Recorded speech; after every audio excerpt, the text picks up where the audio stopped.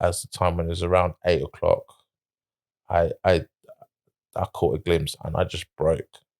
We live in a day and age where our legacy is defined by the accoutrements of success that we've acquired. Whether that may be money, cars, the perfect family. If your actions create a legacy that inspires others to dream more, learn more, do more, and become more, then you're an excellent leader. Leaders are made, they are not born. They are made by hard effort, which is the price which we all must pay to achieve any goal that is worthwhile. I believe in educating others in the true meanings of these words is what requires for real legacy to be left behind. I'll be your host, Donald Butcher, and this is the Legacy Lifestyle Podcast.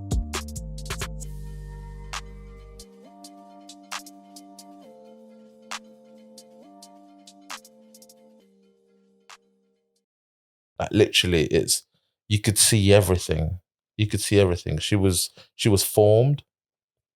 She had her hands, her face. She was born like that, with her hand on her chin like that. But yeah, it was a real moment of like this is my daughter, and she's not here. She's here, but not here. Yeah, and they took her away. When they brought her back, they had dressed her. They'd given her a hat, like gloves, mittens, and little outfit. And yeah, and this little hospital band she had around her wrist. You could see her toes. You could see her head. And you could see who she looked like already in the family. Like, who did she look like? She looked like a brother. Yeah. She looked like a brother. And we were like, yeah, she looks like a brother. Mr. Emmanuel. Yeah. Your best friend. My best friend. Yeah. It's always like, can I speak to Uncle Darius? Call Uncle Darius. Yeah. But yeah, it was yeah, and then we went home. That was when, I think throughout that weekend and when we went home, that's when the journey for me into my mental health had started, bro. It was absolutely, it shattered my mental health, 100%. So let's obviously, yeah, that's obviously something that we're here to talk about, not just today, but in general, because it's a big thing for us, and there's a real reason why men are killing themselves at a disproportionate rate as opposed to women. And obviously, in telling your story, I noticed the gaps in help that you bring up. And when you were talking to me about those gaps in help, I almost felt as if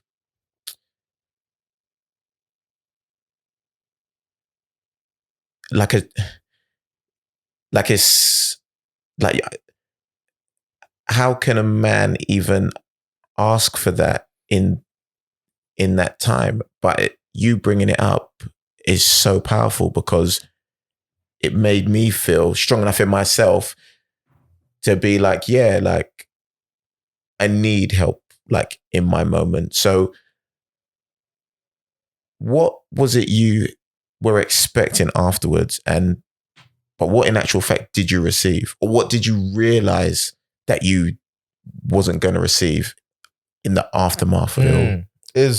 I think, like you said, when you're going through something like this, and I'm sure you've been through, and I'd love to hear what your thoughts on it, on when you've been through something traumatic, you have an idea of, oh, of course I'll be all right. You don't think too much about it. You don't, at that very moment, you don't think too much as to what's at the other end. It's only when the further away from it you get, as in time passes, you start realizing the impact that it has on you. And I certainly didn't expect anything from anyone, but I also expected something from someone, right? Is that whole, what's going to come first? Yeah. Do I ask, or do I talk about it? Or are there people out there who have experienced this and they will just come and give it to you? Give it to me, right? And I remember thinking the one thing I would have loved to have at that time was just that one friend that just comes and sits. We don't need to talk. Mm. You just sit there and just we just are. And you ask about it like it was my uncle, my brother, my granddad, or someone in my family that died. Because this is a thing with baby losses. They say Black women are, is it 1 in 3 or 1 in 5? And maybe someone can correct us on the stats, but 1 in 3 or 1 in 5 suffer baby loss, which means that 1 in 5 or 1 in 3 men go through that. So I know for a fact in my circle of friends, there were people who had been through that, but they stepped, because they didn't get the help. They didn't know how to relate to it. They didn't know how to talk about it. They were the ones that stepped further away. So it was that whole, how are we as men supposed to know how to approach and deal with traumatic experiences if we never talk about it? Yeah.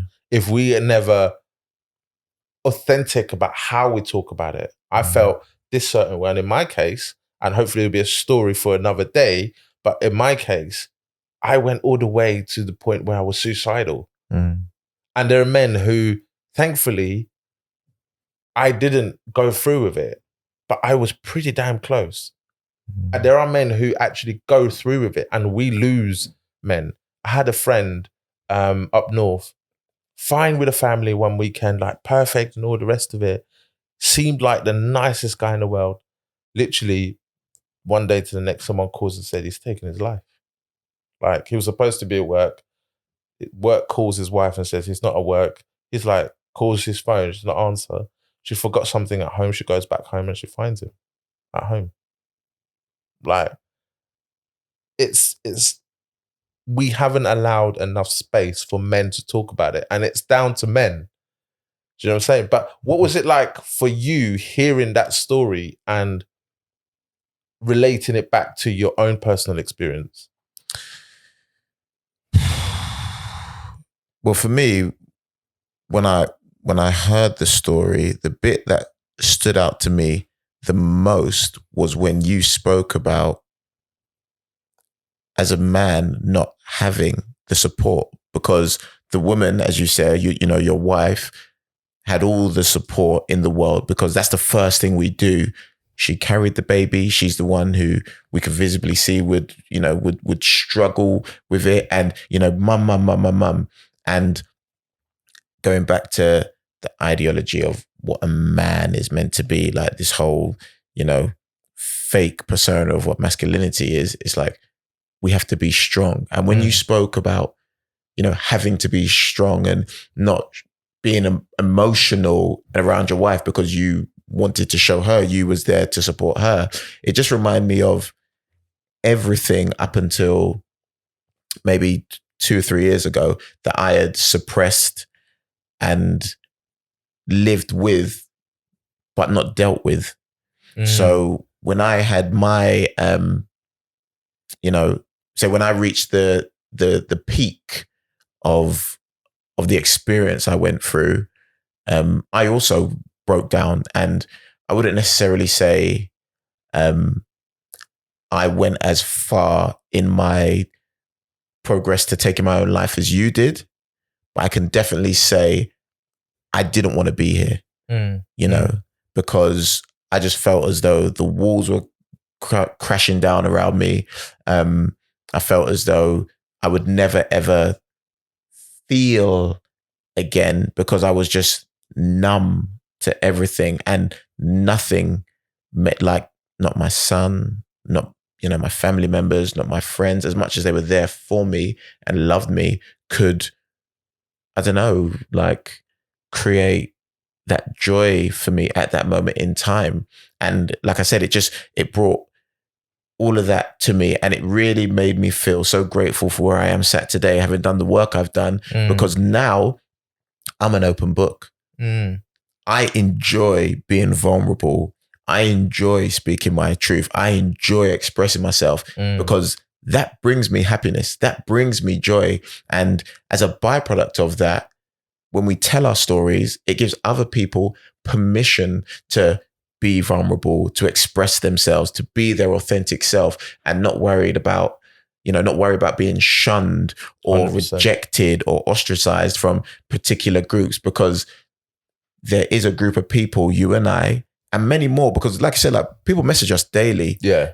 Grateful for the conversations we have, not the passing of judgment, not the, chastising, none of those things, just the open and honest conversation, because it allows people to know that there's a place where they can just be themselves. Yeah. There's the only parameters we put on the environment we create is be authentic. Yeah. Be yourself. Be yourself. 100%. Be yourself. Yeah. How did you start? What does the work look like? Because you mentioned just then that when you did the work, how do you go from that space of this is what I'm feeling and nothing can bring me joy to I'm going to start the work, and what does that journey look like for you? So there's two things, right, that were huge for me. And this came by conversations with people. A good friend of mine, Rob Blackburn, who I spoke to at the height of a toxic relationship I was going through at the time, which is really the thing that like pulled me down to my lowest point. It was two things. Hold on, talk about that. So you were in that toxic relationship, and how did you feel as a man being, because there's this whole idea in society that men are the ones that bring the toxic in the relationship, right? Rather than both parties being both toxic in the relationship. How did you feel, and what made you realize that relationship was toxic? So, you don't have to go into detail, by the way. No, but I would. That's what we're here to do, right? Yeah, we're not here to play no games. So basically, for those that don't know, I was diagnosed with like a labrum tear in my hip, which essentially means there's no cartilage in one side of my hip. And off the back of that, I was advised to stop playing football completely after having a professional career for 15 years, literally in a surgeon's office, like stop now or run the risk of, creating irreparable damage that would need surgery and would alter your way of life moving forward. So, and let's be clear, alter is wheelchair. We're talking. Could possibly be wheelchair. Yeah, okay. Right. Not necessarily, but it could, we could get there before, 50. Right, okay. Right? So in that moment in time, I'd lost, like there was a massive like vacuum because I'd lost the thing I'd loved, right? And I needed something to fill that void. So when I speak about this relationship, and I believe the universe is a reflection of where I was. So I don't blame the person I'm with. I just use them as a sign or a symbol as to where I was, because that was what I manifested. So, right. So I tried to find love in someone. So I ended up getting into this relationship and it was literally perfect storm, right? It was someone who had their own issues, had so much healing to do, and I put so much of myself into them. So I was in what I would argue was probably the hardest time or period in my life consistently, dealing with having to retire from football and figure out who I was. I came to the realization that, my self-worth, my self-esteem, my confidence, everything was attached to the thing I'd done. So I'd completely lost who Darius was. Like Darius didn't even exist. I was just a shell of the person I believe myself to be. I was a caricature of myself. So you believe that was your legacy, the thing you'd done. The thing I'd done was my legacy. Yeah. So the relationship was just horrible, man. There was so much arguing. There was so much aggression, and I don't mean it was never physical, but in terms of just like the emotional manipulation on her part, And me being where I was in my life, I was in a place of compromise, but the only thing I was compromising was myself. Mm. And by the end of that relationship, I was no longer, there was nothing left of me. Mm. And that brought me eventually to the realization that I can't find happiness in anything or anyone else other than myself. And once I realized that, I started to date myself. I started to do things that made me happy, not for no one else's purpose other than my own. So I stopped idolizing women, so to speak, or chasing women, stopped using them as a measure for my ego and pride, and started to use that energy and invest back in myself. And what that looked like was turning off my phone at times. Yeah. Do you know what I mean? It looked like acknowledging and accepting where I was in my life and how I felt, and being comfortable with that. What was that? What was that trigger? I guess that's what I want to figure out. What was that trigger that made you think, I need to stop this? I need to start dating myself. What was that point in which you got triggered to do that? So and anyone that knows me knows I'm, rational, well-measured, methodical. I'm a thinker. Like it's very hard for you to get me out of my square, right?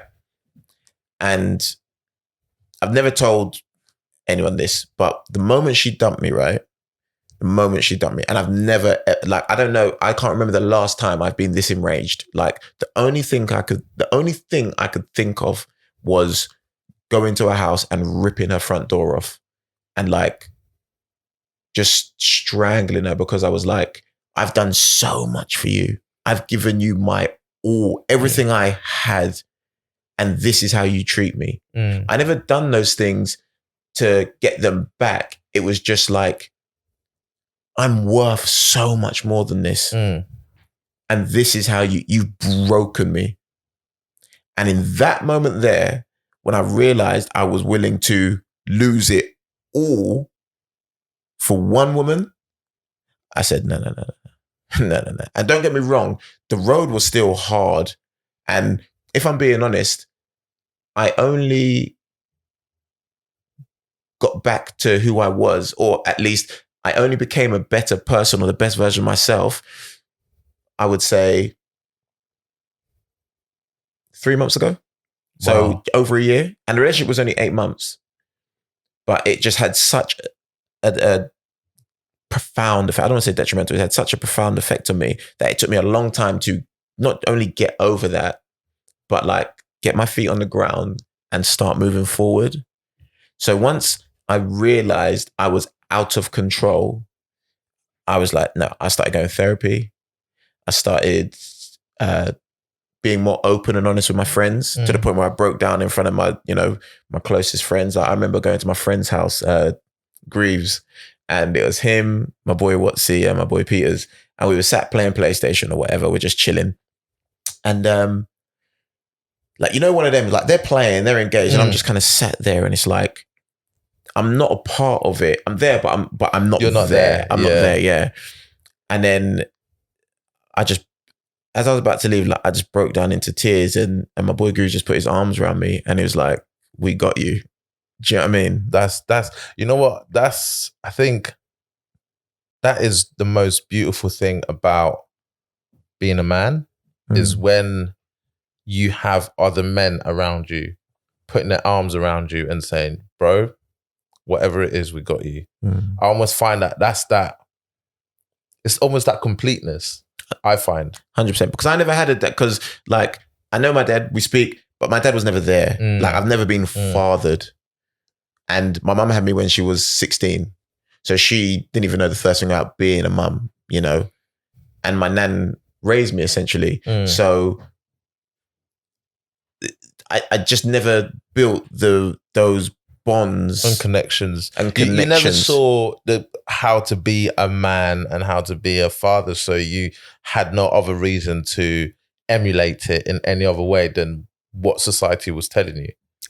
I never, and I tell you one thing about me now. I don't give a fuck about most things. Yeah, I don't like nothing. Honestly, God strike me down now if I'm lying. Right, nothing in this life phases me. The only thing I'm fearful of is me as a father. In terms of when my son grows up, what is it he will say about his dad? Do you know what I mean? Will he say his dad had integrity? Will he say his dad went above and beyond for me? Will he say his dad showed me how to be a man? And I literally live with that day to day. That is the only thing, because I didn't have a father. So that for me is like my biggest, I wouldn't say worry or concern, maybe, but fear is the right word. It is the thing that, like, every now and again when we have something, and like, you know, because we've spoken, we have a little something, it's like, am I doing the right thing? Will he hate me because of it? Like, does he know I love him? Does he know he can come to me and tell me anything? So, but it's that as well. It's so interesting you say that, because I think every father has that fear, or every man has that fear. And like you, I had no father, but what also strikes me is, and what makes me want to change the way society and our community especially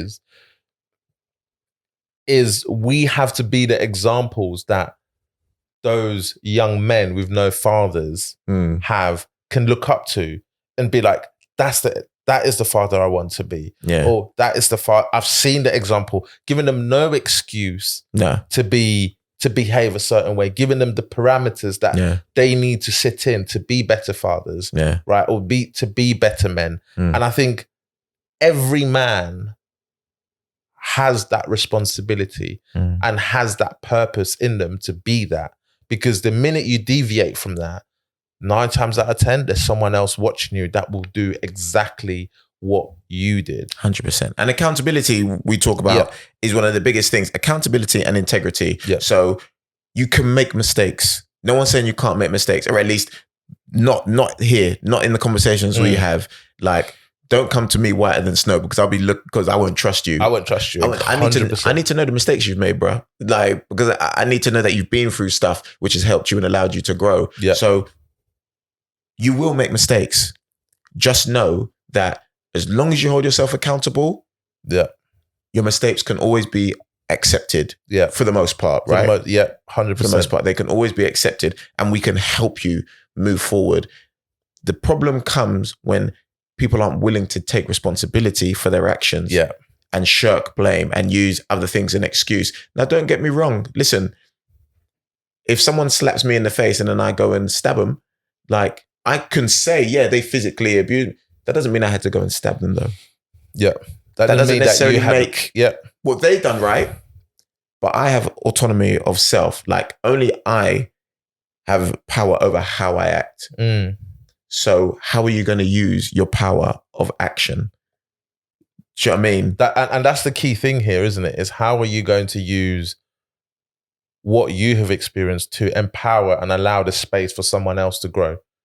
Essentially, that's what it is. And I think, you know, with the events of the last few weeks, you know, whether it be Sarah Everard, you know, God rest her soul, or Meghan Markle, right? If you think about it, I've seen so many people on social media, so many men on social media say, oh, we should, you know, Meghan Markle, she was wrong and all the rest of it. But then at the same token, a few days afterwards, they're saying, you know, this is what we should do for women. This is how men should behave. And I always turn it back to them and say, look, what are you doing? Forget about you telling other men how to behave.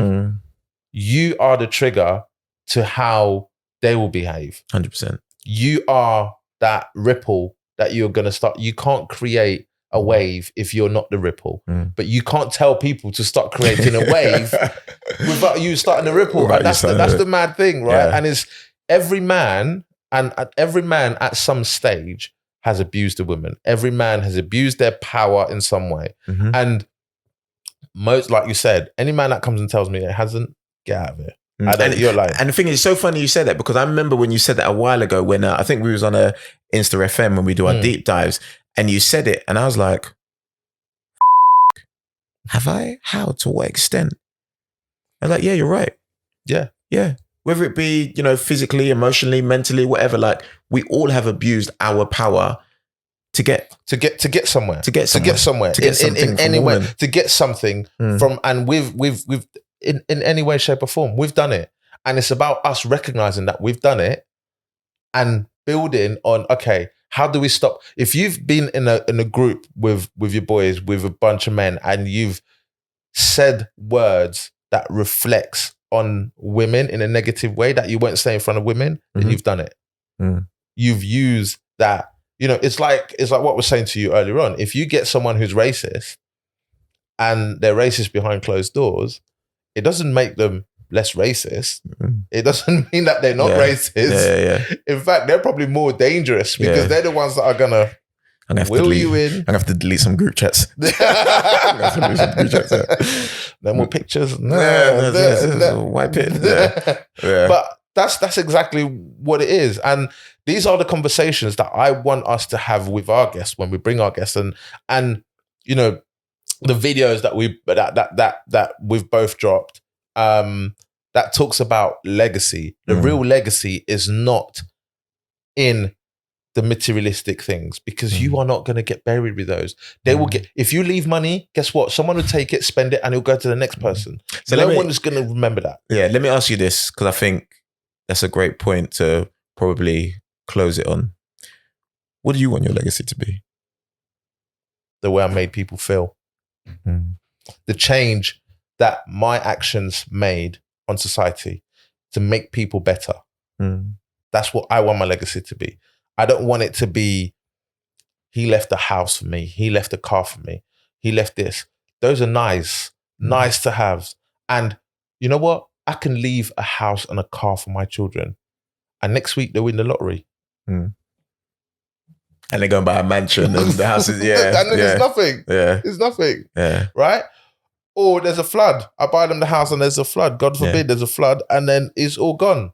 Then what? Like, it's about how have I bettered their lives? How have I taught them to behave? You know, when I see my son and my daughter, when they wake up in the morning, the first thing they do is they make up their bed. I told them once, I've told my kids once to make their bed. The rest of the time, I make my bed when I get up. Whether it's myself or my wife that get up first, if my wife gets up after me, I still go back and I make the bed, because that is so important to me. That when you go back into bed, you're going into a bed that's made. Yeah. Right? So what happens? My kids are making their beds without me telling them. They're like, but their mum asks them, why are you making your bed? Because daddy does it. Yeah. And because you live with integrity and you say as you do and do as you say. Exactly. Yeah. I could tell them to make their bed, and I could tell them till I'm blue in the face. They won't do it. No. Because I'm telling them. But if I'm doing it, they'll do it. What do you want your legacy to be? I want to make sure that everyone I touch, I leave in a better place than before I met them. Whether it be my son, whether it be us, whether it be someone I meet in the street. I want to make sure that I leave a lasting impression on them. And that is one that they cherish and hold near and dear to them, whether it be information, inspiration, motivation, whatever it be. And the beauty of the traumatic experiences that we've both been through, sharing them, I think, you know, provides a lot of that for people. And it's why I'm so passionate about sharing my story and creating this space. And also something that you've given me very recently is another level of accountability, or, you know, just accountability, because you've set me a task of celibacy. And by the time this airs, I'd like to think I'll probably be, I don't know, a month through. Yeah. You know, and it's a 3 month task. You're 2 weeks in. 2 weeks. Yeah. 2 weeks. 2 weeks in. You know, by the time this airs, maybe another week or two, I'll be a month in to 3 months of celibacy. And how are you finding that? Yeah, I'm good, bro. Like I said to you, this is because I've tried it before, and I wouldn't say I failed, but I've never set myself necessarily a target. And I've always kind of had breaking my celibacy in the back of my mind. Whereas now my focus is different. My focus isn't how many days left till I can break it. It's what can I do in this time? What can I, direct my energy towards? And that's given me a real sense of what my values are, because I've never ever asked myself I've never sat and wrote down what my values are. My values are to be kind, caring, empathetic, and courageous. So in everything I do, I want to make sure I'm implementing them. And by implementing them, I'm showing integrity. And my legacy will be one of integrity. He was the man he said he was, and he showed us through his actions. That's amazing. And just to clarify for people who are now listening to this, his celibacy was no sex, no flirting, right? No kissing, no petting, no masturbating, and no looking at porn, right? Yeah. Those were the things that you're not like, okay. So that's hard. Yeah, man. That's hard. So listen. And you're doing well, bro. Proud of you. I'm honestly, I'm super proud of you, and it's amazing. I'm excited for this journey that we're about to go on. 100%. And I hope people who be watching are just as excited as we are. We're going to have some amazing guests. And you know what? Any questions, anything you want us to talk about, tune in, get in touch, hit me up, hit Darius up. Or just comment in the link in the box below. I've got to get used to it. Yeah, in the box. In the box below. Them things there. Hit the subscribe. Box, subscribe. I think subscribe is normally here. Subscribe that way. That's all. Right, it's over there. Okay, cool. Then hit the box below. And it's also, I think, important to mention that if anything we've touched on is something that is near and dear to your heart, reach out to us, because we're always here to have the conversation and help in any way we possibly can. It's part of the work that we believe is our purpose. So 100%. Please, and we have connections to loads of organizations as well. So I've been Donald. This has been the start of a new journey in the Legacy Lifestyle podcast with the amazing Mr. Charles. I'm Darius. I'm here with the amazing Mr. Donald. And look, Legacy Lifestyle, baby. We're here. We're ready to rock and roll, man. Let's go. Let's get it. Peace.